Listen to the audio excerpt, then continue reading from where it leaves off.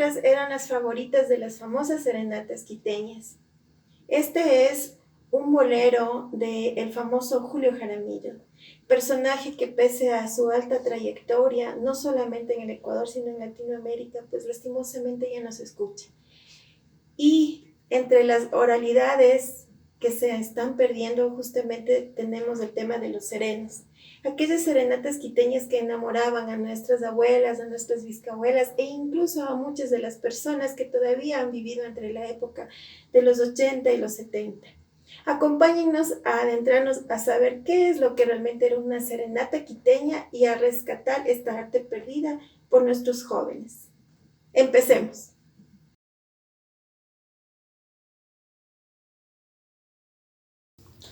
Buenas noches, en esta ocasión nos encontramos con Fanicita. Fanicita tiene 91 años y nació en 1930 y en realidad es mi madre.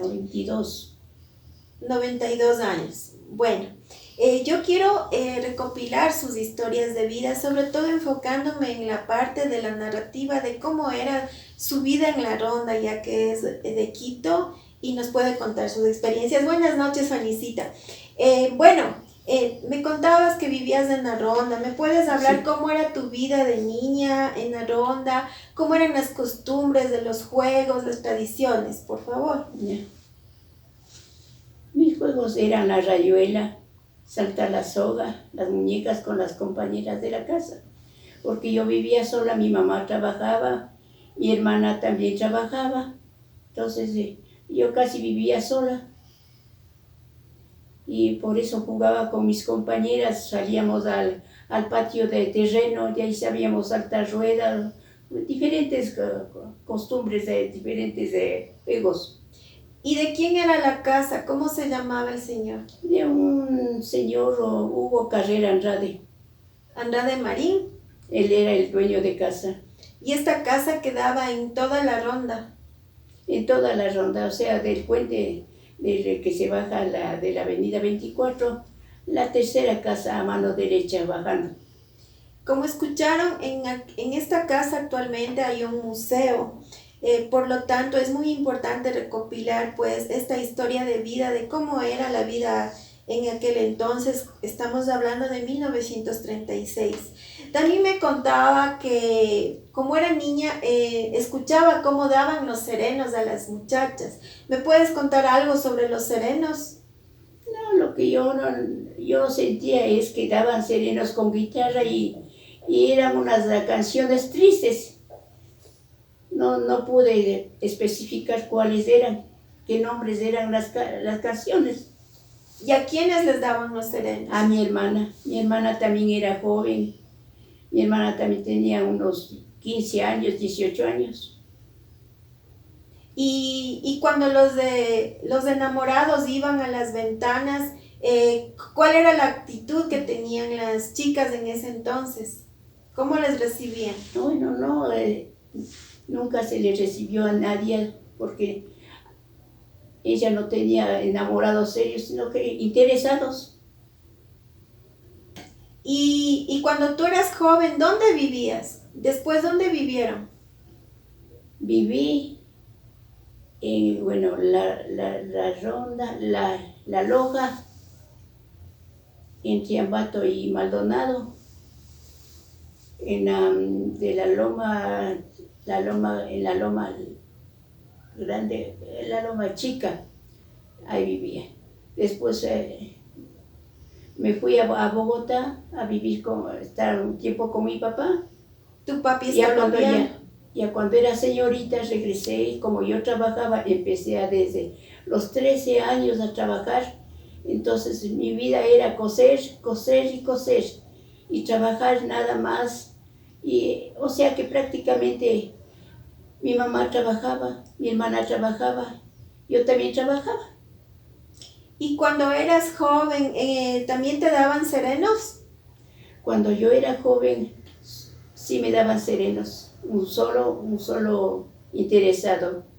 ¿Y en dónde vivías en ese entonces? Yo vivía desde La Loja, me daba sereno, y lo mismo cuando vivía en Ambato.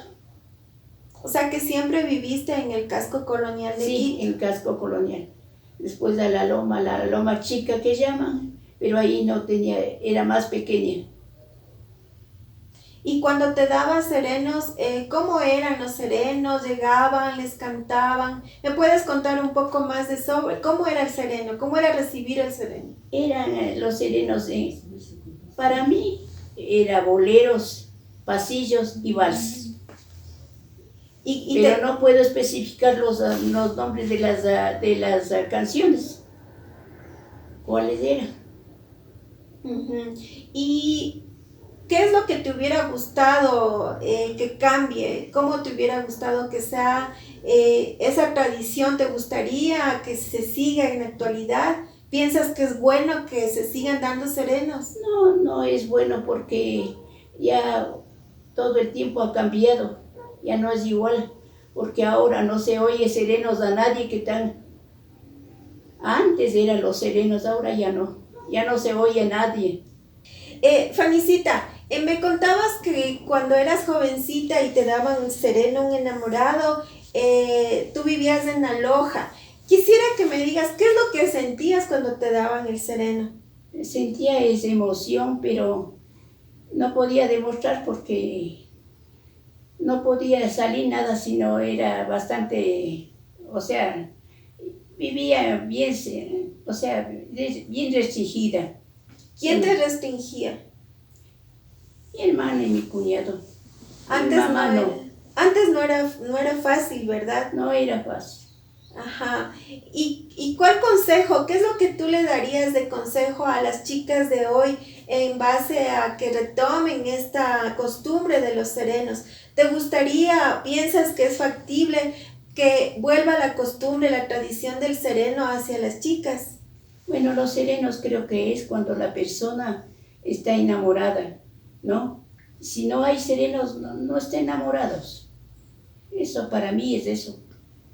El único que yo tuve enamorado fue él, ese uno. Y ahí el resto no me ha dado serenos. Ni el primer enamorado me daba sereno. Pero tuve otro enamorado, pero no es cuenta. El tercero tampoco no me dio sereno, pero me casé con él.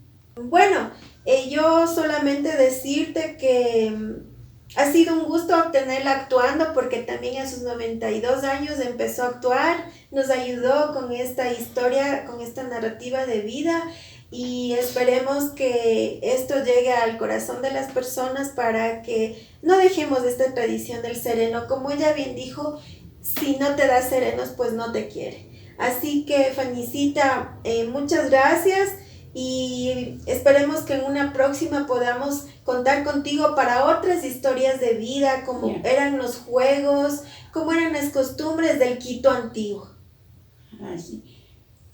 Ya, y entonces yo les agradezco bastante que me hayan tomado en cuenta y que sea todo, que me venga todo felicidad, hasta cuando me lleve Dios. Así sea, muchas gracias. Ahora vamos a disfrutar un poco de cómo eran los serenos. Acompáñennos.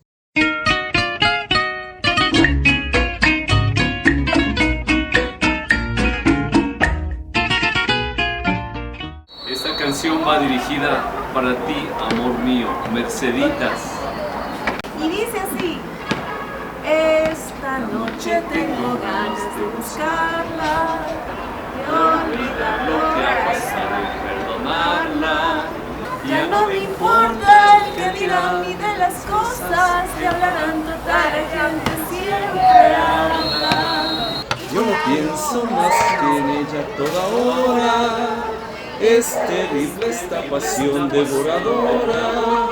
Y ella siempre sin saber, sin siquiera sospechar, mi deseo de volver. Que me has dado vida mía, que ando triste noche y día, rondando siempre tu esquina, mirando siempre tu casa. Y esta pasión que lastima Este dolor que no pasa. Ya se fueron. Hasta cuando iré sufriendo tonterías. Ya, adentro, adentro, adentro, de adentro. tu amor. Ya. He dicho adentro. Ya.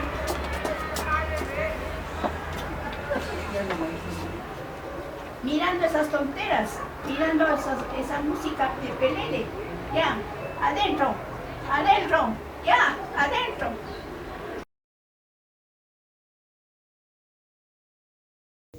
Ahora tenemos la grata presencia de doña Mercedes del Valle Arboleda. Tiene 78 años y a 78 años pues la vemos tan flamante y hermosa como cuando era más jovencita y robaba muchos corazones también a través de los serenos. Por otro lado, ella tiene una amplia experiencia cultural y artística porque ha estado involucrada toda su vida en la danza, el teatro y sobre todo recientemente grabó un spot publicitario a nivel mundial direccionado por el Ministerio de Cultura para atraer turismo.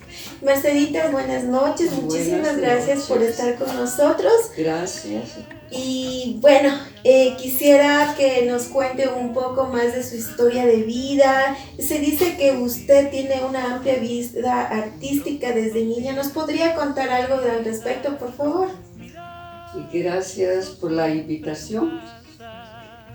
Pues estoy todo a su pregunta. Es verdad lo que usted me está preguntando y pues voy a contestar de todo mi trayectoria. Bueno, siempre he sido una persona activa. No me ha gustado estar digamos de cosas muy cerrada. Me ha gustado estar siempre a lo que a uno le gusta. En este caso, como lo repito, me ha gustado ser una persona muy gustosa de aprender muchas cosas para mi vida. Y entre esas cosas, cuénteme cómo empezó en la vida artística, qué es lo que más le gusta, como vimos hace un rato también, Claro. Nos dio un poco de su actuación, pero ¿qué le gusta más, la danza, la actuación? Todo, Absolutamente todo. He estudiado teatro y pues he tenido muchas cosas que han quedado atrás porque con lo que hemos pasado, pues todos estaba ya a poquitos minutos de hacer una presentación, pero ya les contaré después. Bueno, lo que siempre me ha gustado desde muy niña, a los 5 años, tuve ese gusto de salir a hacer algo para mi vida, ¿no? Me ha gustado caminar mucho, me ha gustado participar en lo que me han pedido. Participaba en los pases del niño cuando yo era muy pequeña. A los 5 años yo ya estaba, pero como para salir a hacer mi vida. Pero a esa edad comenzó el gusto, el gusto de tener a mí, digamos, como persona, todo lo que yo quiero hacer. Entonces, escuchaba ahí por mi tierra, ¿no? Escuchaba cualquier música, pero siempre ha sido por la provincia de Cotopaxi, ha sido más la cultura indígena, a donde siempre oía pues esos momentos y me gustaba, y de paso cuando había los pases del niño, que era lo más maravilloso que hoy lo tenemos, era una cosa preciosa. Salía yo a participar porque le pedían a mi madre, por favor, quiero que me presten a la niña para que pueda salir en el grupo. Desde ahí nace más el gusto para mi persona. Entonces, ¿qué consejo le daría a alguien que quiere seguir sus pasos? Porque estamos tratando de hacer un rescate de la oralidad y la escritura, en este caso cultural, ¿no? Del Ecuador. Nos habla del pase del niño, hemos hecho algo de la remembranza de lo que es la serenata. ¿Qué le aconsejaría a alguien que quiere seguir sus La pasos? verdad es que ahora en la actualidad se está perdiendo todo. Ya no hay ese gusto. Ahora es otra cosa con los chicos. Ya no les gusta. Han cogido ya la costumbre de las cosas que pues actualmente los chicos quieren salir por otro lado. A veces no les gusta obedecer a los padres, como antes éramos muy obedientes. Si nos gustaban muchas cosas, mamá, por favor, quiero hacer esto, quiero salir de esto. Entonces yo desde muy pequeñita lo hacía. ¿Qué hacía? Ya me trepaba a los árboles, eso comenzaba, era un pajarito más en los árboles, a coger la fruta. Y todo eso ha venido. Yo he sido la persona, la hija más, en este caso, despierta, porque la única, como decía mi papá, es la única que quiere salir, que quiere hacer algo. Y decía, yo quiero hacer esto, yo quiero hacer esto, otro. Bueno, caminaba desde los, tendrían que haber unos 10 años, yo ya salía. Ya caminaba, por lo menos caminaba mis 2 kilómetros, 3 kilómetros. Wow. Ya, actualmente, digamos, bueno, iba ya creciendo mis buenas ideas de hacer algo, ¿no? Y llegué. Pasé lo mejor en teatros, o presentaciones en el Teatro de la Cultura, en el Nacional. He pisado tablas. Es decir, para mí me agrado siempre, pues lo hice como usted me hizo la pregunta de cómo pudo llegar a hacer una propaganda, ¿no? A nivel mundial. Sí, lo hice. Es turismo. Entonces lo hice porque fue el gusto del señor, el dueño del ballet.